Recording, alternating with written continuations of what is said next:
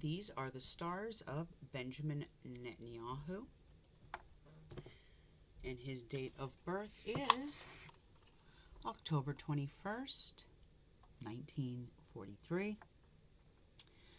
I got a birth time of 10:30 a.m. from another astrology site, so I did get this information off of Google. So let's look at his chart, and as you can see, he is a Libra, and he has a stellium in his first house of 4 planets with a dragon's tail sitting in Libra. So remember, wherever the tail is located, it's usually the opposite of everything that sun sign is. So the sun sign in Libra is usually about balance and harmony, diplomacy. But when it's in its tail, it is a more negative, it's a more negative energy. And let me just start off by saying this. Dragon head in Aries, tail in Libra. We are in a universal axis right now with the dragon's head is in Aries and the tail is in Libra, so this energy is right on him. And it's going to be there until January 12th, 2025. So he's got this right on him for a whole nother year. And let me just explain some of the negative aspects that we're dealing with when we are dealing with a dragon's tail in Libra. We are dealing with an individual who may not have any regard for the law. They feel they have no real strengths with groups. This is where they provide the wrong aid to the wrong partners. This is where they can allow themselves to be manipulated. This is also where the individual has been married a few times, which I think he's on his 3rd marriage now. This is also where they can attract ineffectual people and can't say no without guilt. And so these are some negatives in his stars that usually would represent diplomacy and peace, but are quite the opposite and are about war and warlike energy. Usually a dragon's head in Aries does create strength with the military. They are a leader of the mind. This is in his 7th house. The 7th house is the house of marriage, partnerships, and contracts. Now, with the tail being right on his 1st, this does weaken him a little bit, weakens his soul's purpose in life. But let's start with his 1st house, because we're going to go right to his sun sign first, since he is a Libra. And let's bring it on up here. So usually this house, the sun in the 1st house indicates a very forceful personality. Anytime the sun sits on the 1st, it can represent someone who's very high strung. This is also an individual who has power issues. I'm trying to find the right words to say here. Yeah, 1st house, power issues, very forceful personality. When it's in Libra, they often allow themselves to be guided by, oh, the oughts, I should have, what I shouldn't have done, when judging either partners or work partners or people in their life. It's often difficult for Libras to express what they consider to be negative emotions, such as anger or hatred or jealousy, or even intense desires. For such is contrary to the peace of mind that they seek. So especially in his case, he may always be seeking for peace and harmony, but never really achieving it in his life. And in order to achieve that in your life, you actually have to instill peace and harmony in order to achieve peace and harmony. But he's instilled war. So there will be no peace and harmony within his own life.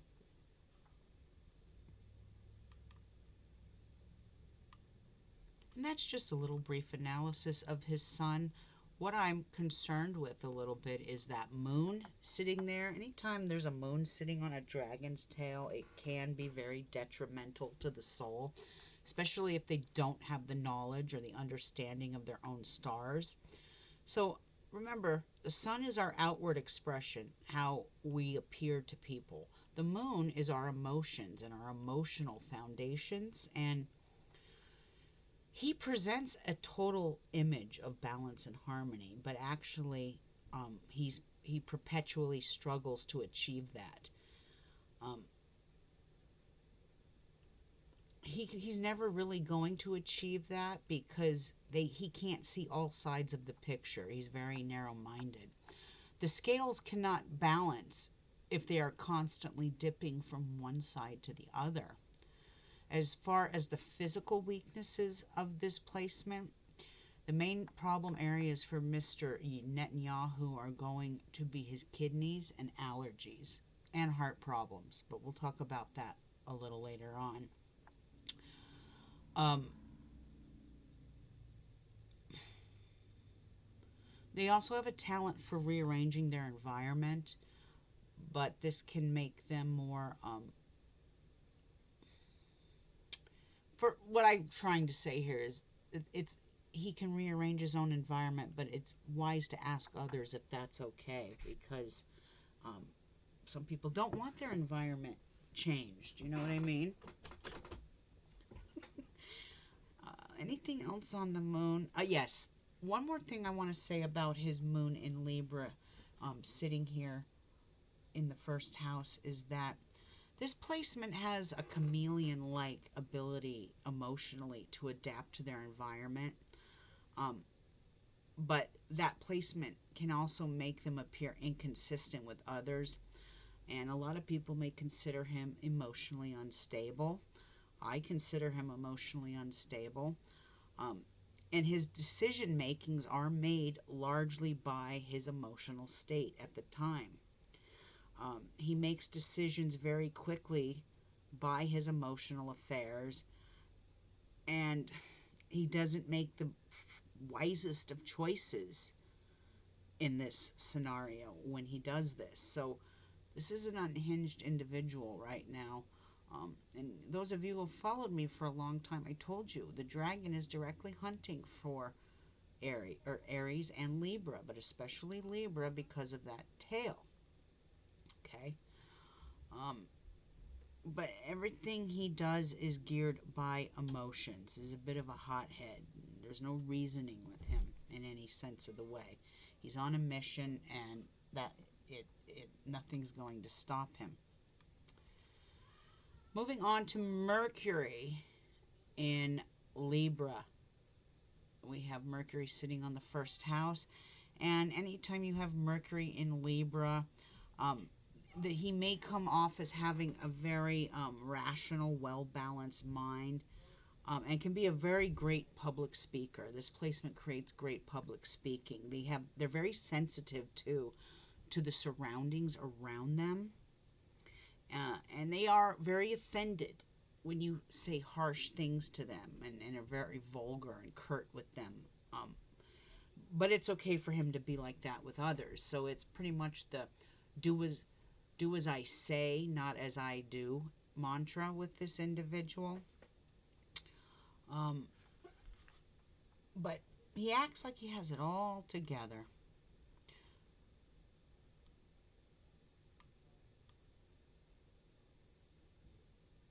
And this is also a placement when you have Mercury sitting right on the first house. It can make an individual not tolerate, they don't like boredom, and they may become restless. And this also creates a very high-strung personality. Okay? Moving on to Neptune. Before I go on to Neptune, please remember that Mercury is the Lord of communication, but it also rules transportation and mental clarity. Okay, and when you have that Mercury sitting there on the first with the dragon's tail, it will question your mental state and your mental clarity. Moving on, second house is all clear. Moving on to the third, we've got his ascending or rising sign. And all of us out there, when we read our horoscopes, we are to read our sun sign, but we're also supposed to read our rising sign, because this is the hidden face that we show the world. And so this makes him a Sagittarius. And when you have a rising in Sagittarius, it will make you one of two things. You can either be the complete truth seeker of the zodiac and be open-minded, friendly, but also downright blunt and tactless. This is a blunt and tactless position here that holds very firm their spiritual beliefs and are a pioneer for new ideas, new thoughts, especially when it comes to like religion. This can also create an individual who can be highly indoctrinated.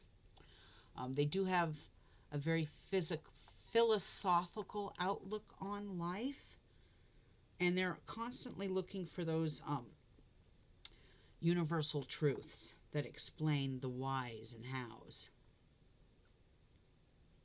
This is an individual who appears very good in public light and has a lot of self-confidence in themselves. So Sagittarius in its positive can be the truth seeker of the zodiac, but in its negative it can be the person with the filled with indoctrinations, and it's nothing but what the good book says, and that's it. There's that placement as well with his stars. Physically, Sag rising is usually tall and slender with a slight tendency to stoop, or perhaps because they grew too quickly as a child. Usually have long arms and legs, hands and feet. Both men and women are generally large boned and have a wide hip structure. Their hair is usually abundant and wavy, but the men tend to bald early. Is he bald? I think he's going bald. Problem areas are your hips and your liver, and you tend to overeat and overindulge in drink. So there's that placement as well for him. So there's a couple of factors with health. There's kidneys. There is an overindulgence of food. Things like that. All right, moving on to the Venus. The Venus in his third house is in Sagittarius, and Venus is the love aspect and money. And he has it in Sagittarius. So let's go to Venus in Sagittarius.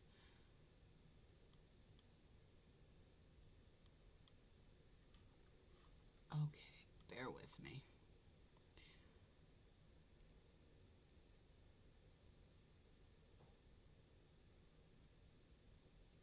All right, Venus in Sagittarius. This can create highly intuitive people. They're very sympathetic and generous lovers. What else can I say about this? They have a natural talent for communication through speech and speech writing.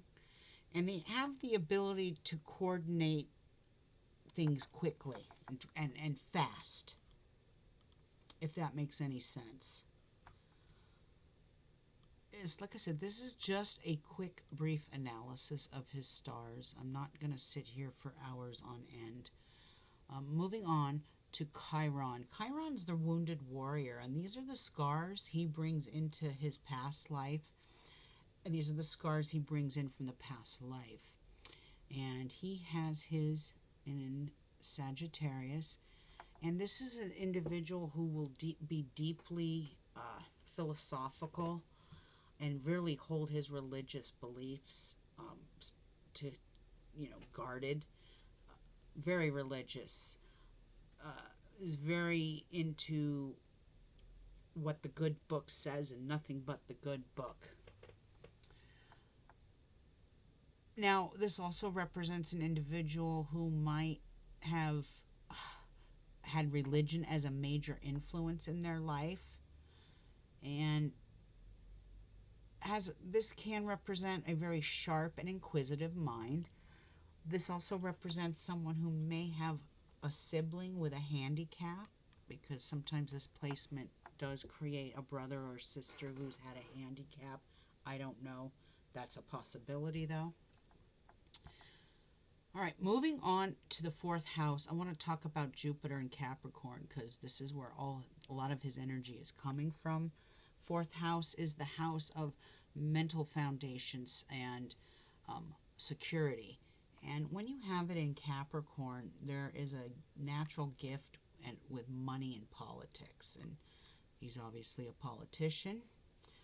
Um, Let me get to my notes on that because they're a doozy. But yeah, Jupiter is the Lord of luck, and wherever he's placed in one's chart natally, he will bless his children by house and sign. So Jupiter in Capricorn always represents lucky in politics. This would be an individual with a practical, organized, and steadfast manner who has the ability to attain great material success. They have a tendency to be too serious and somber, though, and not know how to have any fun, especially as a child. And he may not be able to make time for recreation and relaxation. This is also a placement that favors the acquisition of a lot of real estate as well as inheritances from families and members. And there's that. That's all I'm going to say. Jupiter in Capricorn. I think I've covered it all. Moving on, fifth house is clear, sixth house is clear. I'm not going to do too much on the seventh. He does have a dragon's head sitting on the seventh, so very aggressive when it comes to marriage, very aggressive when it comes to partnerships and business partners. He is a leader of the mind, but with that dragon's tail sitting there in Libra, he will not be a very good service to society, unfortunately. Moving on to the 10th house, this is the house of career, public standing, how the world views you. Sudden release of energy is, excuse me, not sudden release of energy. 10th house, public standing, career, goals, success, achievement. You have Uranus sitting in the 10th, which is the sudden release of energy, explosions, shocking news. And it's positive, it's man's innovations and creations and thinking outside the box. It can be higher consciousness, but in this case, it simply is not. Sitting on his 10th, the next year, please remember, when this dragon's energy is with him for a whole nother year, there's going to be quite a few trials and tribulations that come his way. There are going to be some shocking surprises that come his way that will shock and awe him, and might disrupt his male fragility, as I call it, in some way. Let me get to Uranus. I'm scrolling.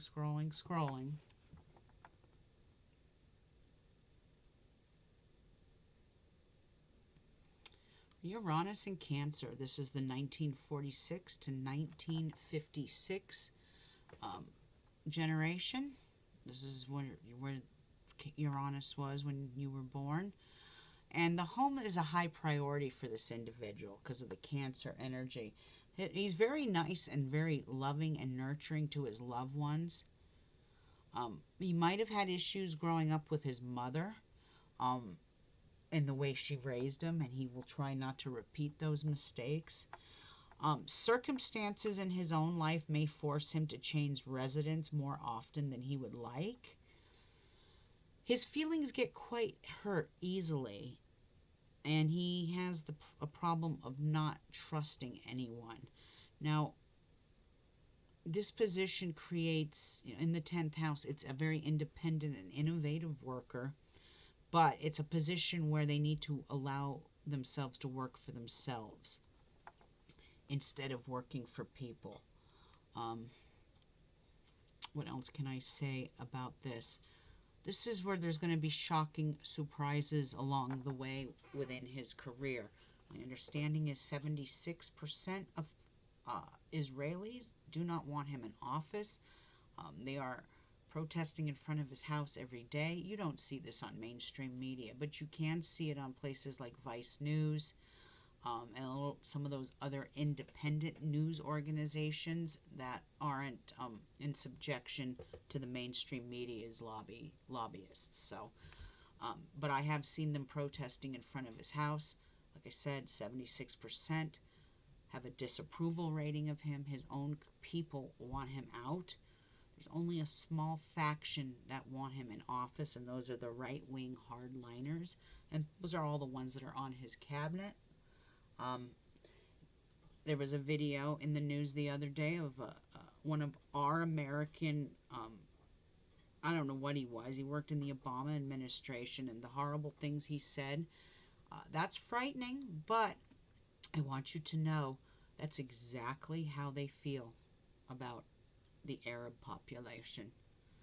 That 4,000 Palestinian kids wasn't enough. There needed to be more deaths. That's a horrible thing to say, but he made the news and he made headlines. That is the beauty and the power of social media. But that individual worked in our cabinets with our president under Obama. That's a little disturbing, to say the very least. But the age of Aquarius is here, and this shocking surprises will be coming. And the next year should be very interesting. He is in a lot of danger, both health-wise and with people wanting to assassinate him. So he needs to watch his back. That's written in his stars. That's Uranus. Moving on to the 11th house. The 11th house is the house of friends, social causes, and wishes. And it is in Leo. And we've got Pluto, which is the generation, and we have Mars. So let's talk about Mars first, because wherever Mars is placed within your chart, this is the desire principle of what a partner desires in another partner. But this is also where danger can come, okay? And he is in danger in some ways with the counsel he keeps. And what I mean by that is, first of all, Mars in Leo is a highly creative individual, artistically talented. Remember, this is fire on fire. They're impulsive and passionate pretty much about most everything, no matter what age they are. The danger with this placement is their pride may make them stubborn and quarrelsome and not willing to bend. And they kind of have a tendency to let their pride get in the way of making decisions in situations. And if he's not, how do I put this? If he's not physically up to the task, he does need to ask help, because it will strain his body, especially his heart. Now, that being said, Mars in the 11th house, karmically, his circle of friends contains many enemies from a past life who, in this life, he's learning to cooperate with. But this placement, Mars in the 11th, creates a person who's intolerant to the beliefs of others because it's his way or the highway. And he's not the easiest person to relate to. Can be a little unhinged. It's the do as I say, not as I do mantra, okay, with this individual. No wonder he's married 3 times. Moving on to Pluto. Pluto is the generation. So all you baby boomers out there, most of you have Pluto in Leo. That is the boomer generation. Pluto goes by generations. Let me get to Pluto. Here we go. So having Pluto in Leo, this is the 1938 to 1958 generation. And this generation saw the birth of greater autonomy, self-ruling more among nations, new labor laws and devices created more towards more leisure. The television was invented in this time, and really the entertainment industry mushroomed. But this placement has a strong desire to creatively solve the world's problems and they will be attracted to strong and powerful friends who will have many powerful influences on them. Now, their greatest transformation in life will come through their friendships. So, this is where friendships can either be a positive or a negative. They need to choose their friends carefully and avoid those who require you to act against your will or in regards to gaining approval. But like I said, he does what he wants to do, and he has no regard for human life or anything. I think in 50 years from now, this will be one of the greatest farces in American history, in my opinion. It's just my opinion. Moving on to last but not least, we've got Saturn. Saturn sitting in the 12th house is not a good place. Saturn sitting in the 3rd house is not a good place. These two places rule the mind. The 3rd house rules the mental clarity, and the 12th house rules the deep subconscious mind.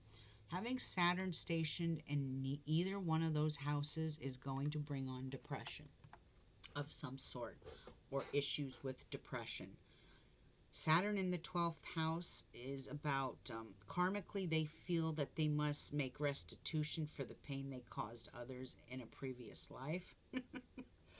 I think he's going to have to pay restitution again in the next life for what he's done in this life as well. They're extremely sensitive and have a deep self-doubt. So this is his weaknesses here. Wherever your Saturn is can be your weakness, your fears.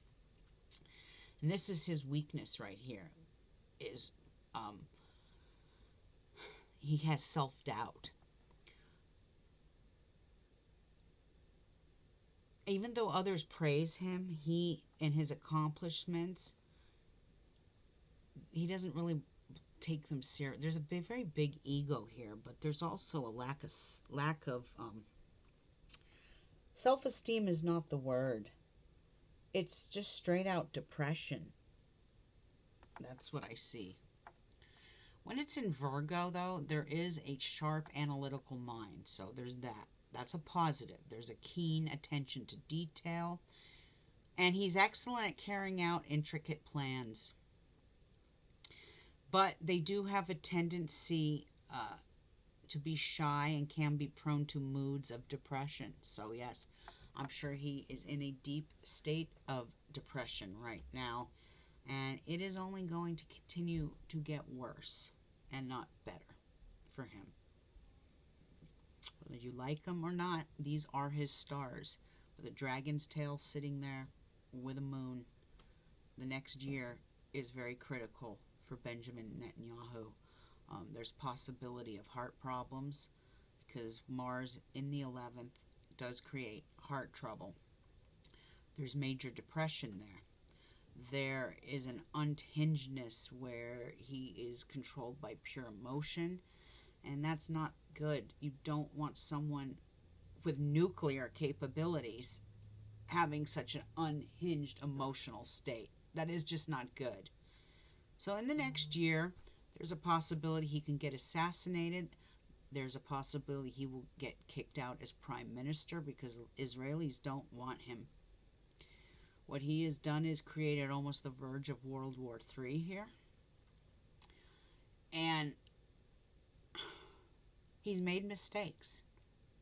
He's made some mistakes. I don't think it's going to end well for him. Like I said, we have a whole nother year of this. I don't have the eclipses in front of me, but the next eclipses coming in 2024 are going to probably seal his fate in some ways. But only time will tell. But there's a few possibilities that can come with him. He's either kicked out of office, assassinated, or he gets some health problems. There's that possibility too, with kidney problems, major depression, and heart problems. So there's that. I'm not wishing this. These are just possibilities. Please remember, the will of man is always stronger than their stars, and they can change and manipulate its course anytime.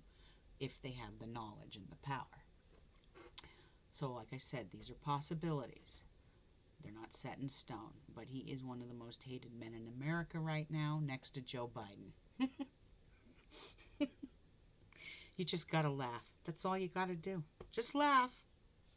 Anyway, that is a brief analysis of Benjamin Netanyahu's stars. Believe it or not, this is the 4th time it's taken me to record it. StreamYard was not cooperating, so I'm doing this all by audio. You're not going to stop me from getting this information out, no matter how much you try. I'm coming for you. All right, have a good one, you guys.